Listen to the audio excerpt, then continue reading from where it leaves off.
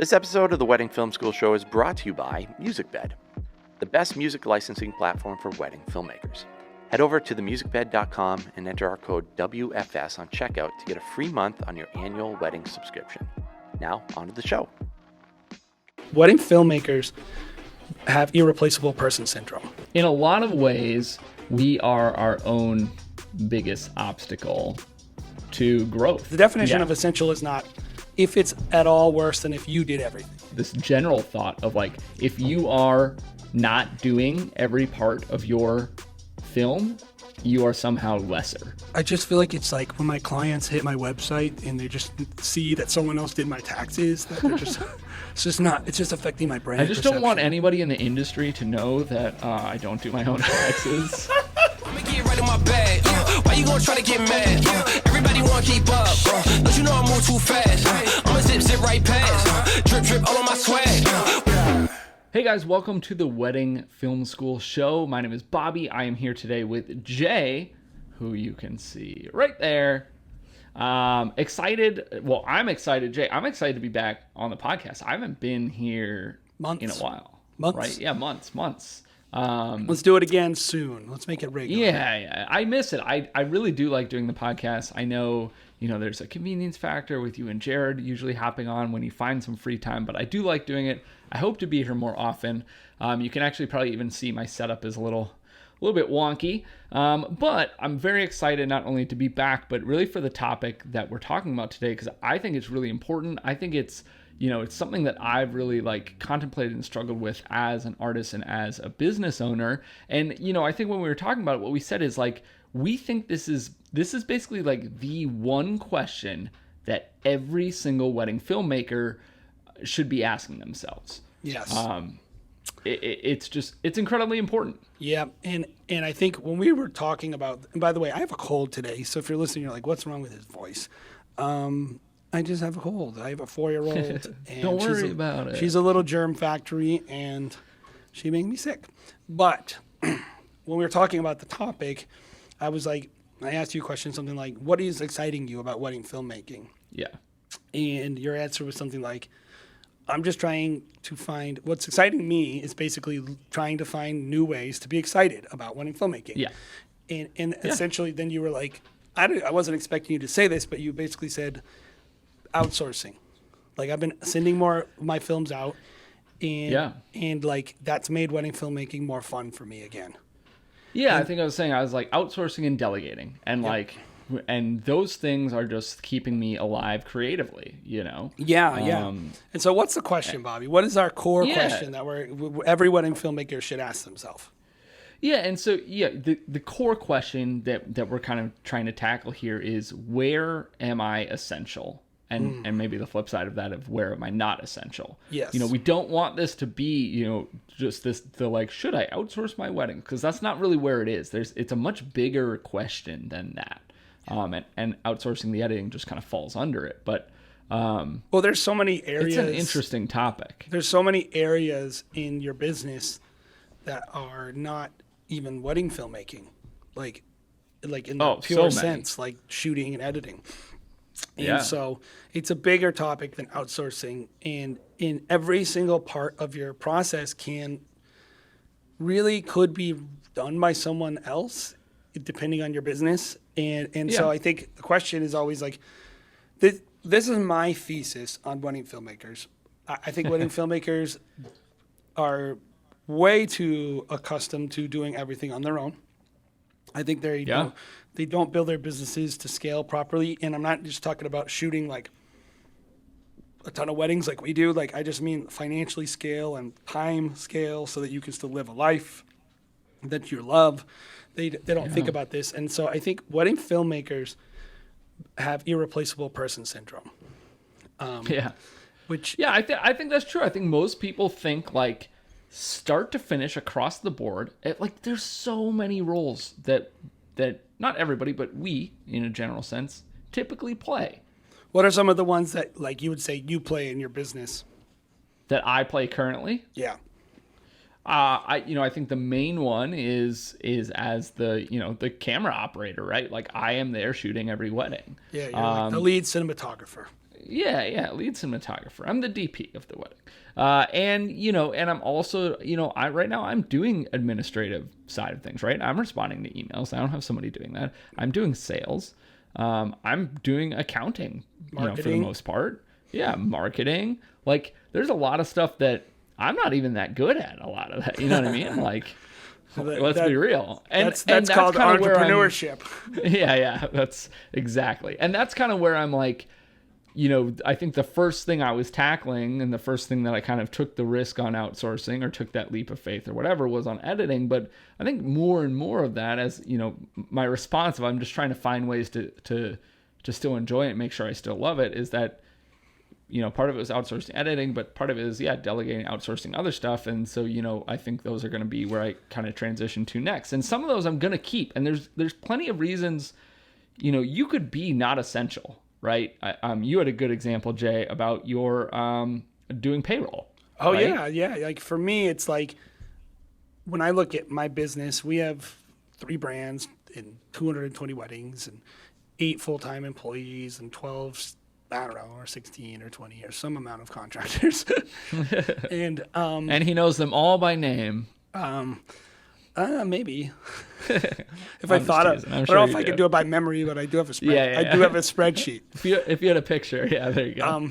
But I think, hey, I'm not even essential to my own memory. So yeah. Well, okay. So you were saying that, like, you're not essential to doing payroll. No, right? no. Somebody else could do it for you, but as a company size, there's a lot of things that I don't have to do, but then there are things that I do still, even though I'm not really essential. But it's like, we'll talk about it later. Like, how do you know that you're not essential versus you are essential? And like, I looked at payroll and I'm like, I'm still running my payroll. Am I a full-time CPA? No. Am I an expert at it? No. I will tell you this though, I don't do my taxes. Oh, heck no. And that was my first thing I outsourced. That is probably for a lot of people the first place, and that's a great example. Probably should be. Yeah, because you have no idea what you're doing. Yeah, and so people quickly move that one off, and I think it's interesting. But the problem is, people. I think the flip side is like editing, right? Because especially, I think it's important to edit your films for a little while. I don't think you can know what you want to create or what you want your brand to be without doing that. And we keep going back to editing just because it's a great example. Everybody knows people can relate to it. Yeah. But like, I think the flip side, like for the CPA example, you're just like, I have no idea what I'm doing or what this is. I obviously need to hire somebody else. Yeah, to do your this. ego's not in the way. Or for legal, right? You're like, well, I'm not a lawyer, so duh. But yeah, your ego kind of stands in the way on editing, where you're just like, I am the best. And we do think it's important that you have an ego as an artist. We kind of briefly touched on that earlier today, where like, well, the question. Let me ask you a question. Excuse me, I had a squeak in my voice, but let me ask you a question. Why do you think that wedding filmmakers, yes or no, view themselves as essential to most, if not all, of their business? Most wedding filmmakers, yes. I would agree. Why do you think it's so hard for wedding filmmakers to extract themselves from their businesses and actually spread out these? Open up why do they view themselves as essential to so much of their businesses? I mean, I don't know for sure. I think there's a combination of ego. I think so. There's ego. I think there's like a stigma against it, right? I think like there's this thought, and it kind of coincides with ego, I would say, this general thought of like, if you are not doing every part of your film, you are somehow lesser. Like if you are a company that sends out, maybe you have 3 teams, right? Or 6 shooters or whatever. If you send people out to capture one of your weddings, you're not as good. If you send out your editing, you're not as good. And the reality is that's just not true, like just factually. And also, like, I think there's just a lot of people, there's tons of people who outsource stuff, various legs and arms and whatever of their business that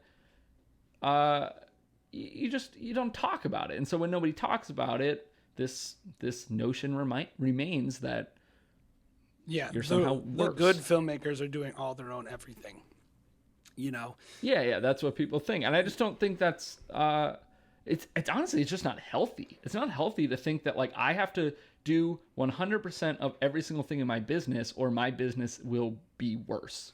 I know for a fact that the best people in our industry all outsource. Oh, yeah. And they probably do tons of things for their business, and they are essential to their business in many ways. But they aren't. I think the key is here is like, first of all, everyone does it. We should just talk about it. It's not just outsourced editing. It's everyone has people help. Everyone has people help them. Everyone emails or sales or whatever. Nobody's doing everything. And then I think second of all, and I think this would be my answer to the question I asked you, which is I think people have a fear that if they remove themselves from parts of their business, they will no longer either be good or be them. It won't be their identity anymore. Yes. I think that's the other thing, where it's like, they'd be like, well, it's still going to be good, but they can't make my film. Yes. And I would tell you that that's also not true, because these great wedding filmmakers, some of them are even releasing films that other people have edited for them.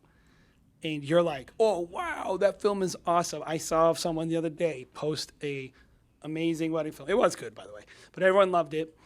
And he's a very reputable filmmaker, and everyone's going crazy on it. And I know for a fact that someone else edited it.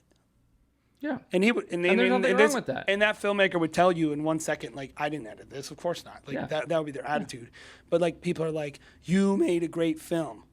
You're awesome. I think let's talk about that, because I think he did make a great film. He did. He did. He is essential to the creation of that film. But it's funny. It's like, I don't know who you're talking about or what film it is, but like, editing is not the only piece of it. And I guarantee that person had input.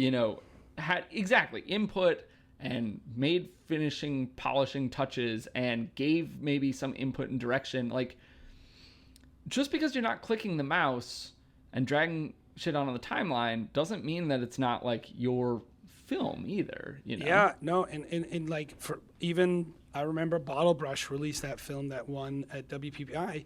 They didn't shoot it, but it won the best. That's like that was crazy. Yeah, so it's like, where are you essential in your business? Did that get revoked? I don't know. It did get revoked, I think. Oh, wow. I don't know if that's like public knowledge. Semantics. But now it is. Now it is. But I think you look back on all these things, and you're like, we all know this isn't true. Why can't that work its way into our own consciousness? Because it's like, if you were the one commenting when you saw that film on Facebook, and then you're like, wow, great film. And then the person was like, oh, I didn't edit it. Nobody would be like, oh, never mind, it sucks. They would all be like, still great, still awesome, right? You say that about someone else. Why can't you say that about yourself? Yeah. In a lot of ways, we are our own biggest obstacle to growth. And I think that's growth as an artist and as a filmmaker. Because I will tell you one thing, working with another editor or other editors, I think makes me a better editor. I think it gives me more capacity in my brain to not deal with the stuff that I don't care about and does not fulfill me creatively.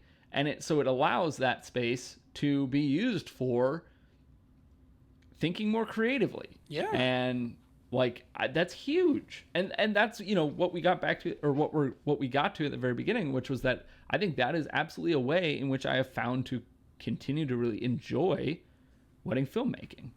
So now that we've kind of laid this out, like, this is kind of our premise, let's talk about the question, which is, where am I essential? And I think the first thing kind of to talk about is, what do we mean by essential?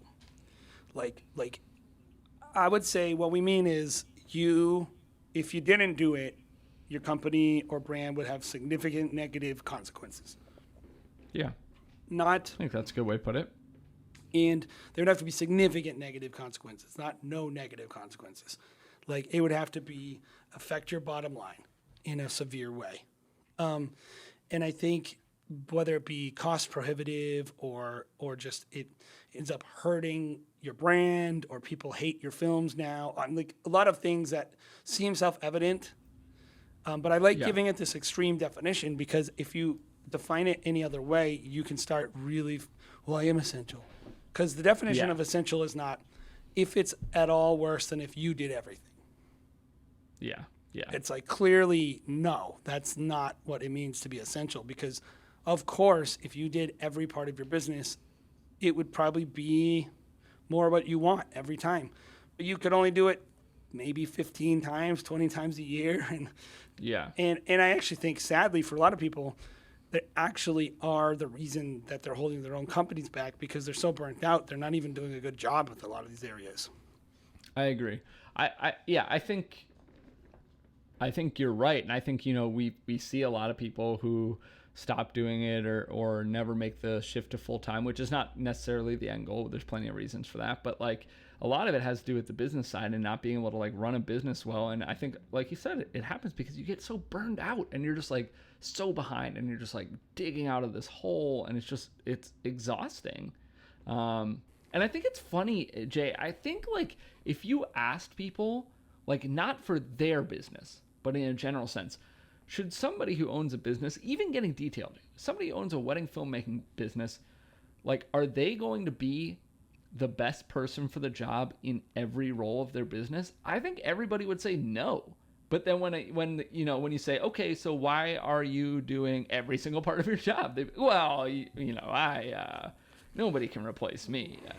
So I think a lot of people, if they're being real and honest, would be like, I am too lazy to actually think through this problem.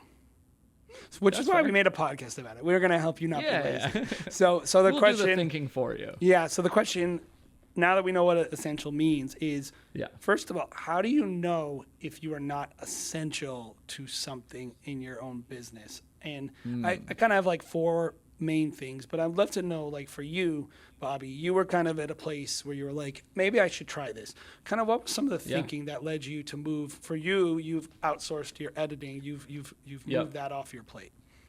Yeah, so this was a handful of years ago. I started trying to outsource editing, and I think there were multiple things that had to line up. Right, I was at the point where, I think I'm a fine editor. I think I knew what I wanted. I think I was, and I think I still am very good at articulating what I want from an editor. I think I had found what is my look and my feel and whatever, and that's evolved over time too. But, so I think I had that stuff figured out, but I wondered, I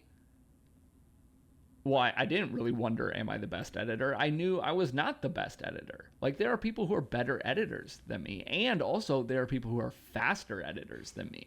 And if I'm such a slow editor, guys. Like, I know some people are going to agree with me here or feel me. Like, I would take 35 hours on an edit or something. And like, if I can give that off to somebody else and this is the other category, at a price point that makes sense financially for me and my business, where I can still keep the profits that I want to be keeping, then that's 30 hours or something that I get back and I can give to something else. And that's huge. Like, so, I think that's kind of where I found 35 times 20. Yeah, I mean, it's huge. It's a ton of time that I can That's almost 20 full weeks of work that you can now do something else with.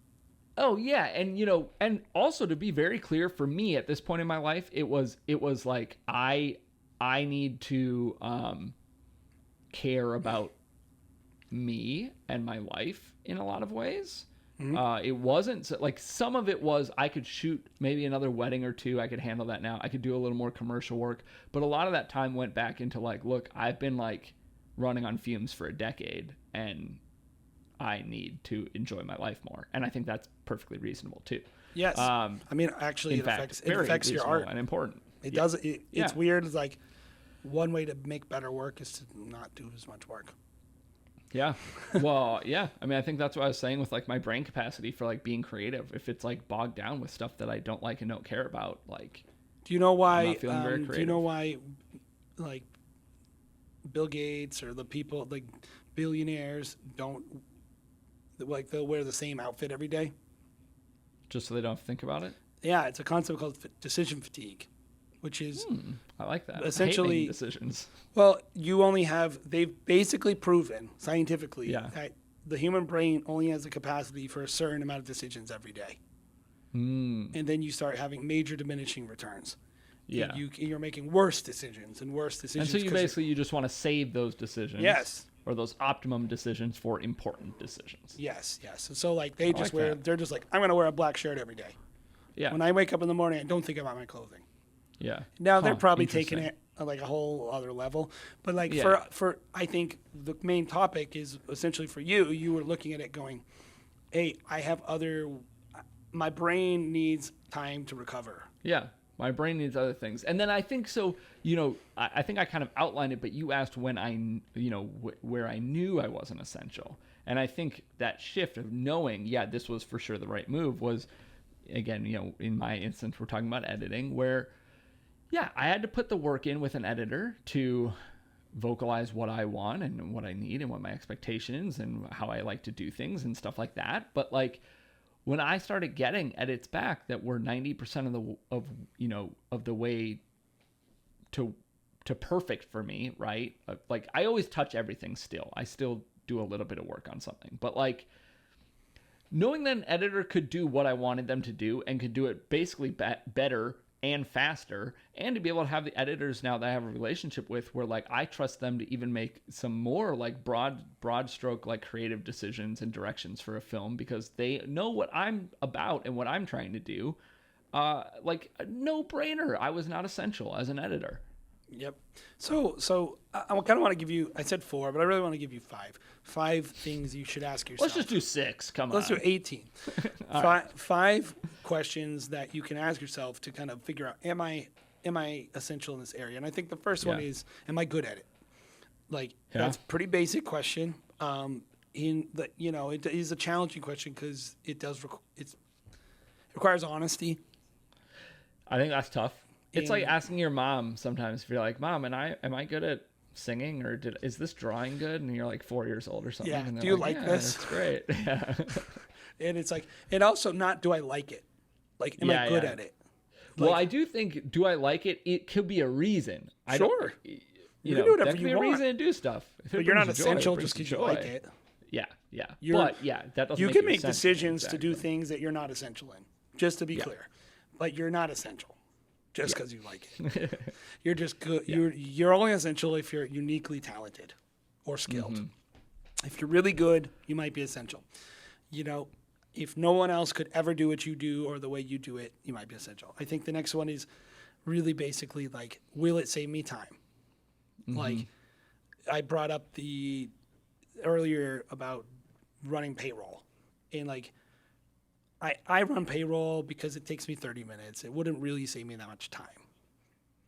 And it's like, I'm going to have a hard time finding someone like, I just don't, it's not worth any money to me to save 20 minutes of my time. I do literally do it while I'm watching Netflix at home. Yeah. Like I'm just sitting on a couch, I run payroll while I'm eating and hanging out. So it's not a big deal. I think the next one is, does it make sense financially? Like, can I afford it? It's probably one question, but I think does it make sense financially is probably a better question because there's a couple of components. Finances is one. It could save you money by just saving you actual money, but it also could make you money by making you more productive. But either way, like I think just saying like looking at the finance side and saying like, okay, well if I spend $8,000 a year in editing and I take 2 more or 1 more wedding on, that offsets all my cost. That it gives me back 300 hours of time. That's 100% worth it. Yeah, and the flip side is to say, if I'm only charging $1,000 a wedding or some like insanely low rate, I can't afford an editor. You can't. Yeah, that's true. Yeah, like there is a point where it's just like you can't, and that's just the way it is. Well, and that's the question. And you've answered your own question at that point. I am essential. Yeah, I'm essential because nobody will work for as cheap as I will. I'm the only person I can afford. Is me. And that's fine. And there's stages of business where that's totally fine. It happens. I don't have a personal assistant. I really kind of need one. I don't have a butler or a personal chef. Someday I might have a personal assistant. Like that might be the next thing. Someday I might have a personal chef. You might, probably not. Probably. Let's be real. You're probably not. I mean, maybe like one. I would like one. But it's like, I actually kind of need one, is what I'm saying. Like, I kind of need a personal assistant. I kind of do. It would really help me be more productive. But I'm looking at it going, I don't think it makes sense financially right now. Yeah. Like Yep. the first two questions are no, I'm not the best at these things. It would save me tons of time. I could definitely think of some ways that it might help me make more money, but I can't say it 100% positive would. So I look at it and go, no, I'm not going to do it. Yeah. Like This year, no. Doesn't make sense yet. I think the fourth question you have to ask yourself, and this is a really important one, is how will this affect my brand? Like if I don't do it anymore, and I'm going to give you two layups for this. How will extracting yourself from the taxes and all the lawyer stuff, how did that affect your brand, Bobby? Oh, not doing that stuff? Yeah. Oh, it's great for me and my brand. It didn't affect it negatively at all. Yeah. You know? It affected it positively. Because Sure. I feel much more secure in that my taxes are done correctly and I am legally a business. Yes. And there's no benefit to you being involved. No, yeah, I mean, from the beginning, there's no argument of like, well, I could hire. I mean, at least for me, I know some people who do their taxes because they don't want to pay a couple $100. I mean, I don't know, whatever. But I think for you're me, nuts. But anyway. yeah, I agree. Especially if you get audited. But I mean, it doesn't matter. It doesn't affect me. But I think for me, it's like there was never even a question of like, well, should I do my own taxes or should I be my own lawyer? Like, no, I'm not a CPA. I'm not a lawyer. I have no idea what. Yeah, it's just a layout. It's just a no-brainer. Yeah. And I like that example because it's like everyone can get into that framework of mind when it comes to those type of tasks and just go, of course, I am not the best person to do that job. And I'm like clearly by having someone else do it, it's never going to affect their business in any negative way, unless they do a bad job. But they'll definitely. Yeah, I mean, there's nobody who hires a CPA or a lawyer who, does a good job and does what they're supposed to do, who's going to say, I really regret that decision. Like, I just feel I wish like I would have spent like 40 hours doing my own taxes and doing them incorrectly. I just feel like it's like when my clients hit my website and they just see that someone else did my taxes, that they're just it's just affecting my brand. I just don't want anybody in the industry to know that I don't do my own taxes. That's such a funny thing. But I bring that up to say, okay, there's a bunch of areas that could affect you negatively. Yeah. So Yeah. I think like anything that's outward facing could affect you negatively. Anything that's sales driven and customer facing, could affect you negatively. Representing your business, right? Yeah, 'Cause yeah. That's, if you hire another shooter to come or a lead, I think when you get to that question, it's like, okay, what will this effect be on my brand if I don't do the editing? What will the effect on my brand be if I don't do all the shooting? What will the effect on them? And I think this to me is the trickiest question because there's a lot of thinking and you'd have to, because it's not just if I don't do it, but then you have to start considering who does it. Yep. And and we had talked about one of the things you have to think about is what is like the worst case scenario. Yep. And and it varies obviously for like the different tasks. What's the worst case scenario for an editor? They contact you. I mean, my nightmare for an outsourced edit is that the day before they're supposed to give it back to me, they contact me. They say they're behind, and then they send me something like a week late, and it's bad. Bad. Yeah. That's my nightmare. Yeah. Now, you're probably not going to run into that with somebody that you've built a relationship with and have used multiple times and whatever, but well, and also there's some things you can do to prevent so this is where you can actually start being honest with yourself and say to them, okay, what will this negatively affect my brand if I outsource my editing? Okay. Yes, it could. Okay, well, could I mitigate that risk? Yes, I could. How? Well, I deliver the film to them the day after I shoot it instead of the day before it's due to the client. Exactly. I mean, there's lots of in between those two scenarios that But it's an important question to evaluate because it creates a strategic plan forward. Well, and it's risk, right? It's risk assessment of saying what if I hire somebody, especially now for me, right? If I send a wedding to my editor, who I've used many times and has done a great job for me, like, there's still that risk, right? That going through my head of like, okay, well, what's the worst case scenario? And if that's the worst case scenario to me, well, I can say, well, the percentage of that happening, the chance of that happening is incredibly low. It's never happened before. I'm giving it to them, the day after the wedding, or maybe the day after that, once it's up on Google Drive. Like, my expectations for when it needs to be done is a reasonable window.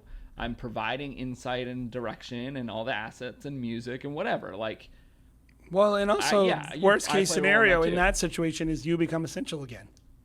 Yeah, and you have to get in. I actually had that happen last year. One of my last weddings. I send out my editing schedule to, at the time I was using a couple different editors. I've kind of scaled that down, but I send that out and I just made a mistake. I did not send this one wedding out. It was more of a last minute booking. So, it came after I had sent an email out to the editors and it didn't register with me. And then I got to the wedding and I shot it. And then I went to go send it off to my editor and they're like, we don't have this one on our schedule. And like, I could get to it in 2 months if you want. And I was like, well, that doesn't work for me. And I had to edit it. One that I wasn't planning on editing. And it was fine. Yeah. If you can be honest with yourself when you ask that question, like, okay, is there a way of mitigating risk and can I solve the problem? You might still be like, it's fine. But there might be something like sending someone to lead shoot on your behalf. There might be that you just don't have the tolerance for that kind of risk, in which case you are essential. It could be that you go, no, I'm cool with it. Like, I don't know. Like, everyone's business is going to be different. So there's no wrong answer or right answer. I do think answers that are losing you money are wrong answers. Yeah. True. I think if you're running a business that's not profitable because you just can't let anything go, it's like maybe you need to make some changes. But I think the final one is, I think you mentioned it earlier, something that this affects it. But the final question to evaluate, am I essential, is there something better I could be doing with my time? And that, in my mind, usually means money. Like, can I make the business more money by doing something else? So that's one way to look at it. For a lot of other people, it might be like, could I ride my bike more? Or do things that I pursue a different hobby that I also like, or spend more time with my family, or whatever. Run a side hustle, or I don't know. Yeah. Or book more weddings, or just, there's a lot that goes into that one. And to me, this is probably the most essential question to determine if you're essential, is like, if you could just straight up look at something and go like, yeah, I could definitely, this would be a better use, not something I would rather do. Yep.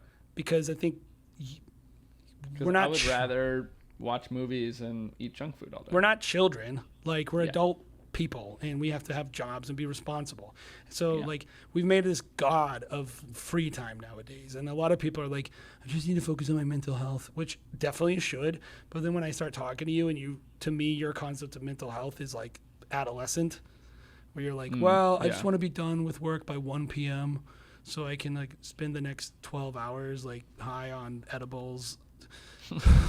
I don't know, like doing something in the backyard with my, I don't know, hummingbird feeder.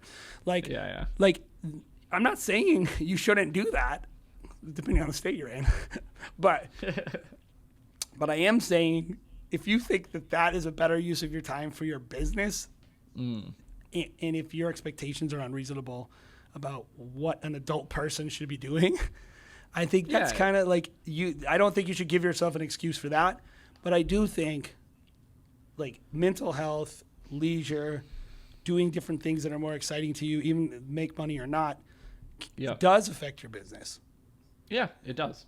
It affects you. And if it affects you and you are essentially your business, in many ways, maybe not always, ideally not always after you've listened to this podcast and decided if you're essential or not, but it's important because it impacts you and therefore it impacts your business in some way. Yeah. So if you are depressed, or, and can't get out of bed, your business can't operate, Yes. Well, and I so think you do need to take care of your mental health for sure. But yeah, I mean, I get what you're saying, where there's a difference between like taking care of yourself and your mental health and just not wanting to work. There's tons of people who just don't want to work. Well, and sometimes you get these vicious feedback cycles where you don't want to work, so then you're depressed because you don't want to work. And then you're depressed, so you don't want to work because you don't want to work. It made you depressed. And then it's like... I lost you at like the second round. But it's just like there's self-fulfilling prophecy, feedback cycles. Like, by the way, get some help. If you find yourself there, get some help. 100%. But yeah. That being said, also realizing, okay, this isn't like a legitimate business problem. This is a personal problem that I need to deal with.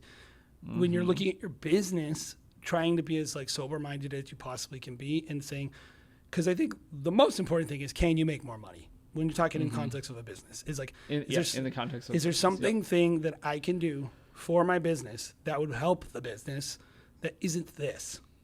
If you say like, man, I could take 17 more consults. Yeah. And I'm going to close think about 20% of them. Yeah.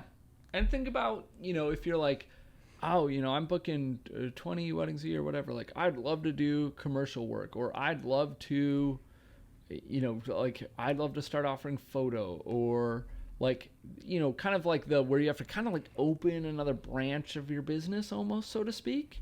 Sometimes you don't have the time to do that. Or so maybe you just want to edit 7 incredible films and spend 60 hours on those and literally have no pressure to think about the other films. Yeah. Or go after, if you want to go after the destination market, if that's your main thing, like those weddings, look, especially if you're doing international, the wedding itself might be a few days. And outside of that, you're traveling and maybe you want to stay a little bit longer and you want to get some more footage around town or whatever. Like those weddings can end up being a week-long weddings, basically. So like easily. You can't do 20 of those. Or, I mean, I don't know. I guess you can do whatever you want, but you I could. can't do 20 I'm of not those. doing that. Yeah. No way. I know a lot of people who do, but not me. I know a lot of people who want to, but I don't think they totally comprehend. They think they want to. Involves. Yeah. I thought I wanted to for a long time. And I did a bunch of destination weddings, and now I'll do like 1 or 2 a year because they're so fun. But I just got back from Aspen 4 days, and I was like gone for 5. And I liked the wedding; it was cool. But it's like, for me, I'm in a different place in my life, and it's definitely I am essential at those weddings. By the way, in my business, with how we operate, that's one of my areas where I'm like, I am essential at destination weddings. Mm-hmm. Because there's some certain business strategies, planner relationships, things that I cannot let get screwed up. And usually it's like they're things that are formative. They're not crystallized yet. Yeah. And so like I think that's if you screw them up, you want to make sure that you're the reason. I don't want anyone else to screw that up. And I think this is a big thing. We were talking on the phone and we're like, hey, you're like, I don't have language for that. I don't know the words for that. And it's like one of the biggest challenges with outsourcing and offloading any kind of work in your business is when you don't have clear ideas of what you want the person to do and you don't have language to help make it happen. Like, so I think like maybe the next thing we should talk about on this is how do you, we've kind of identified what does it mean to be essential? How do you know if you're essential? If you kind of looked at those questions I said, all 5 of them, and you're like, no, I'm not essential. No. Yes, it will make me more money. No, it'll give me a lot of time back. And I could be doing X with my time, and it'd be this. You might go like, clearly there's these 3 areas. I'm not essential. That doesn't mean you just immediately offload them because you don't necessarily, you have to have the right person to do it. And you have to have language of how you want it done. You have to know how to instruct it. And I think this is the biggest actual barrier people have, Bobby. Yeah, I'm a person, I think I would agree with that. I'm a person that, I have a lot of clarity of thought. I know what I want. I'm incredibly assertive, probably overly assertive. And so I know exactly what I want, and I can usually give language to it. And where I'm failing, I'm always like, I didn't explain it right. I didn't explain that right. I'm not communicating I think a lot of people clearly. don't take that ownership, though. Sure, but I also think it's also a skill some people don't have. That's true. That's true. And I think maybe they should outsource their thinking. They can hire me for a coaching session. Yeah, actually, that's kind of a good point. And get mentors. That's the thing, is a mentor usually has already created language for the area in your business that you don't even know there's the problem. Yeah. And so you can get that person involved in your business. You get a coach, and they'll talk you through like your systems and all the things, and you won't even have to invent it. Yeah. And I think that is, that is a very important point. Like, there is this process of outsourcing stuff. So you answer the questions, the 5 things we went over or whatever. And then after that, I think there's one brief, in the middle thing where I think there is some amount of, okay, I'm not essential, but do I want to outsource it? Like, I think it is okay to say, I know I'm not essential, and we gave the payroll, example, but I think there are other reasons too, where you say, I know I'm not I'm not essential, but I still I love editing, let's say, right? Yeah. Which I don't, but if I did, I might say, it brings me joy, so whatever, I'm gonna do it. Yep. But if you do say, yeah, I do want to outsource my editing, or I do want to outsource my email communication, or admin work or whatever, yeah, then I think there's that varying level of like, okay, well, if I'm going to do this, how do I explain exactly what I want and what I don't want? Yeah. And some of that will be a process, and hopefully some of, if you outsource editing, let's say, hopefully they'll have some of the right questions in place to get a feel for what they need. But you have to know how to put words to that stuff, even if they already have the questions. And ideally, you are able to put words to exactly what you want without being prompted. Like, an editor, I think, can have an onboarding system with some questions that are important, kind of the bones of that relationship. But I think you need to fill that in with the meat, kind of, right? But let's take, for example, one thing I haven't outsourced, but email communication. I still do my email communication. But I would imagine there's not such a standard of like, here's my onboarding form, please fill out how you want me to respond to people. Like, it's a learned thing. And I think in order to learn, somebody has to teach. And if you're the one outsourcing it, you need to be able to teach that. Yes. There's a really great video on YouTube. I think Wired did it. And it was called Musician Explains One's Concept in 5 Levels of Difficulty. Mm-hmm. And he explains it to like a toddler all the way to Herbie Hancock, the piano player, the jazz piano player. And it's really fascinating because the more simple of a person you're explaining to, the more binary your terminology is, and the more objective your language is, and the more advanced they start talking, the more like Herbie Hancock and them, they take for given all the concepts that they both know. They don't even talk about them, and they talk about like it just needs to feel. They feel like they're speaking subjectively and feel language. Yeah. They're not speaking objectively. And I really learned a lot from that, because I started thinking like, okay, I want someone else to do this. How good do they have to be? Right? And if they have to be really good, I need to be able to speak to them subjectively about my feelings, and they take it over from there. Yeah. Versus if I'm like, my edit assist, I'm going to give you a job I outsource. We have a job called Edit Assist. In this job, no one who works for the company does. It is only done by contractors. And essentially, what they do is they sit down and they call a wedding. Yeah. And they organize it too? Yep. Organize, keyword it and whatever. We have a template they work off of, but yes. Yeah. So they do all our keywording, and then they also they organize in a timeline by section of the day. We'll be like, okay, this is all the groom getting ready. Here are all the selects. So they do all the selects. I would never do that. I hate doing that. By the way, I do review it. You got to inspect what you expect. The other day I was like, dude, what are you doing? Like you're leaving out like all these great clips.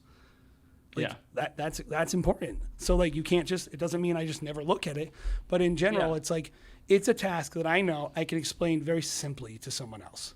I could say, here's simply like what you do. Instructions. It's just like step by step. There's no room for interpretation. Yes. Versus when I'm working with a shooter, there are some things that we make very flat for them. Like we always get a shot. Like I'll tell all my shooters, every wedding, I want a push in of the table details. Yep. Every Or wedding. I want you to shoot the following things at 24 frames per second and the following things at 60 or whatever. Sure. Whatever it your is. rules are for your company. There are some hard and fast rules, but, and I think that's what you're getting to. Most of the time of the day, I'm like, I don't know. You were there. You were in the portrait session. The second photographer standing in your way the whole time. I might tell you like, hey, yeah, I like to shoot with 24 to 70 on my gimbal, or I like to do X, Y, and Z, but you're the one who's going to know. So on some level, I'm going to have to trust this person more to make good choices. Well, and I think that's part of the job for them, is that you are hiring them because there is some amount of, especially with a shooter, I think, that you have to allow them to be themselves, and you're bringing them on because you see something in them, some creative capability or whatever. Competence of at least something. Yeah. But they also... Understanding and yeah. So. They have to make the right call, and I can't tell them, like, every wedding and you can't do put this. words to that. Yeah, because every wedding could be different. They're going to run into a million problems. That's weddings. And then We've all there's been things that, like, I don't get involved in at all because I have no expertise, like being a CPA. So I think as you're exploring this, once you kind of determine I'm not essential in these areas, you might still have to do a lot of them until you can get language that will properly create the results you want. And so, well, and I think you need realistic expectations. I think that's important too. The big thing I see is people actually, if they were to be honest with themselves, they want that person to fail. Yeah, they almost want to be proven, like, haha, I knew I'm the best editor in the world because this person that I sent it to offshore that doesn't speak English could not edit my film as good as I wanted in one try for $100. Like, yes, no, with no, and also like you might suck at explaining things. Yeah, and like, I sent you them have to a be terrible outline, or humble enough to say like you're learning a new skill. And that's the thing I was going to say next is like, I outsource. I don't outsource because anyone who works for me is part of my company. So, but I'm still not essential in the task. So outsourcing isn't really the point. It's, I physically, do I need to be there and physically do it? And there's a lot of things I don't do. And recently I had one of the most essential things, for instance, at Stop Go Love / Wedding Film School / all the things I operate are my project management acumen. And some of it is technical skills. Like I've operated a sauna for large companies. Some of it is just my makeup and how I think. And recently we were having some issues with our editing because I had set up a process. They had started working on the process, and then it kind of was falling apart. It wasn't functioning properly. And I was like, dang it, I thought I wasn't essential in here anymore. Yeah. I'm a little bummed, actually, because I have to get back involved, and I have to start asserting myself in fixing the problem. But it's like, okay, I am essential. Like, this is a moving target. And that's what really my point is. Like, when you are setting up a business, like, your goal is not to not make any mistakes or never have to undo anything or never have to step back in. The goal is just like, I will say the goal should be, though, to not do things you hate, to not do things you suck at, to only do things that help the business and help you. And I know long term, like me getting involved in a sauna all the time is actually not great for the business. Like I have to set up a process that all my team can operate without me. But I also know like I'm the only one who really understands what the goals are. And so even fine tuning where I'm essential, like, oh, I'm not essential in a sauna. Well, it wasn't that simple. I'm not essential in every part of a sauna, but I am essential in setting up all the structures and the processes. I know that's like totally like outside of what the people are like, what is he talking about? Yeah, it's not related to Asana is a wedding project films, management probably. platform. It's where we set up all our tasks and we have a range of automation and plugins to Slack, and just it helps us get through 220 weddings. And so like I think every business is going to have some area like that where it's like shooting might be a good example. Like, am I essential at shooting every wedding? You might say no, not every wedding. You might feel that way. I know Bobby doesn't feel that way, but you might feel that way. But yeah. And to be clear, I don't for me. Yes. It's not like I'm saying I don't feel that way for everybody's business. But you might feel that way when you say, every time I work with this planner, I need to be there. Absolutely. Or every time I work in this venue, I need to be there. So it's or every wedding that books above a certain dollar amount, I need to be there. Yeah, oversimplifying this is not what we're recommending, is I guess what my point is. Is like realizing that well, I think we're just giving you the space to say, like, your business is your business, you know it better than everybody. I think we aren't going to oversimplify it, but we also are recommending that you don't oversimplify it and say that I am the best and I need to do everything all the time. Okay, so let's close this one out, Bobby, because I think we've talked about a lot, and I think hopefully it's been helpful if you're listening. And if you would like a little more help, we do have coaching sessions. I think this is something that I can offer some unique value to people, helping them look at their business and make these evaluations. Head over to weddingfilm.school, click on coaching and schedule a session. We also have a new session we've added. It's a 1-hour session having to do with just financial health and readiness. And if you're interested in that, do that. But to close out the episode, I think let's just kind of dream a little for people and kind of like say, like, why is it so great when you can finally have that aha moment when you realize you're not essential to your business? I think for me it was freeing in a lot of ways. Like, I am still a business owner. I still am very stressed and anxious as a person around business. I always will be. I think in some ways that serves me well in my businesses. But to give yourself the relief to say, wow, I don't like, there's the relief of, like, there's the I don't know, it's not physical, but it's like I'm getting 30 hours back every wedding and I can put it towards my life or this other hobby or more business or whatever. Like, that's amazing feeling.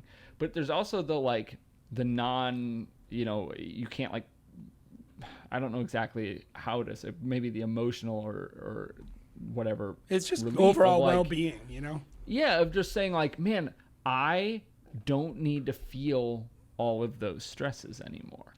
Like, I still have some stress in outsourcing, right? I still need to play some role and do some part of that and send it off on time and put words to what I want, whatever. And there's some stress there and whatever. But, like, to know that I get to not wear, 19 hats in my business and there are roles that I don't have to do is very freeing in a lot of ways. Wedding filmmakers need to normalize again.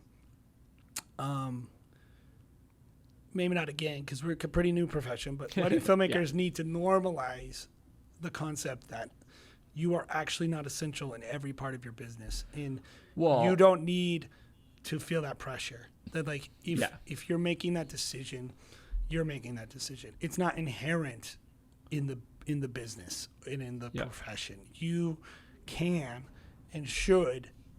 I honestly don't think a single person running this business at any level of success should be doing everything. Yeah, probably not. If you it are, would be a very rare occasion. I think you're doing it wrong. I just do. I don't mind saying that. I'm not going to tell you what you should be removing yourself from, because that will differ. But I honestly am like, I cannot imagine a single person who's achieving any level of success should be doing every and I little think part. If you are achieving some decent success and you are doing everything, all you've essentially done is put a timer on how long you'll last, because you'll burn out. Yes. Yeah, essentially like that, and that's what I see happen, and I don't want that to happen to you. Yeah. And so that's really what I was going to end with is, if you're new, and I don't want to say you're not successful, but you're just not as successful as you're going to be yet. You got 5 weddings this year. I mean, I think that's successful if you're new. I think you're doing a great job. 5, you can build off 5 weddings really effectively. And you're probably not going to be outsourcing a single thing, and nor should you. Maybe the one thing I would say is start with adding an assistant, because, you should. I just build that into your dollar amount. And we can talk when you get a consult, if you want, about how to scale, how to kind of factor in the cost of removing yourself from your business in this. But I just want to say this to people starting out. It is so freeing when you're doing this job to know that just because right now you're overwhelmed and you have a million things and you charge $1,000 a wedding and you don't have a budget to outsource, you don't have to do that forever. Totally. And there are different phases of your business. If you are aware of that. And work towards it. The one critical weakness, Bobby, that people don't do as they make that realization, they go to the next level, but then they just don't factor in cost. Yeah. And so I would just encourage you, trapped. Yeah. If you're in the place in your business where you have no need to outsource a single part of your business and you have no money, it's just not the right decision. Keep in mind, as you make that $2,000 raise in your price, one of the best things you can ever do is factoring in the fact that you are not essential in your business and considering any cost that might have to do with, hiring second shooters, hiring assistants, hiring outsourced editors, paying people to do your taxes, all that stuff. Yep. Yeah. I mean, it does take planning, right? It's not going to be something where you can, if you're not raising your rates and you're not looking at, your financials and stuff, you can't just jump in and be like, I'm outsourcing everything now, where it's like, well, that might not even be possible. That was one of the things we talked about, the financial side of it, right? So yeah, I think that's very important, especially as you're starting out and growing and finding what your business is going to turn into. If you want to be a studio that has 5 teams and, sends out a ton of people, or you want to shoot 15 or 20 weddings and play a big role in all of them. But no matter what, there are going to be areas that you can and probably should outsource in both those. Well, this is models. a reason you to need raise to plan your rates accordingly. This is a reason to raise your rates. Like, this is when people are like, how do I know if I should raise my rates? It's like, do you want to hire outsourcing your editing?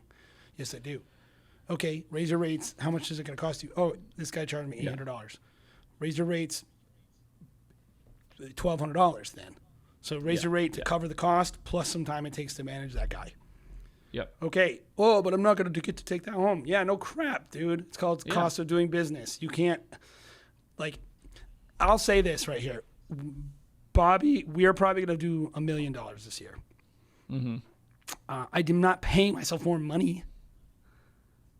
It cost me a lot of money. You had increased costs. Yeah.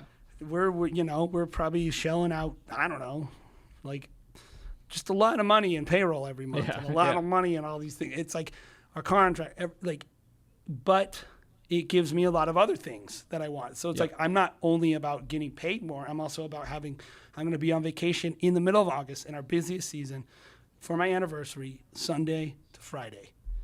I can do that. I can just leave the studio and editing is still going to be happening. Because you have the teams in place, you've outsourced to the right people and the right tasks, and you've done the work. I've gone on vacation every summer for the last 4 years. That's amazing. And it's because I have decided I'm not essential in every part of my business.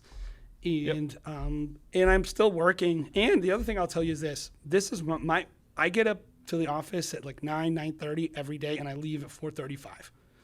I don't do the late night editing. I don't do all the crap that all you guys do. I go to work, I leave work. In the office. It's done. Yeah. Because I have other people involved, and I don't have to. And I do understand. I'm not making fun of anyone.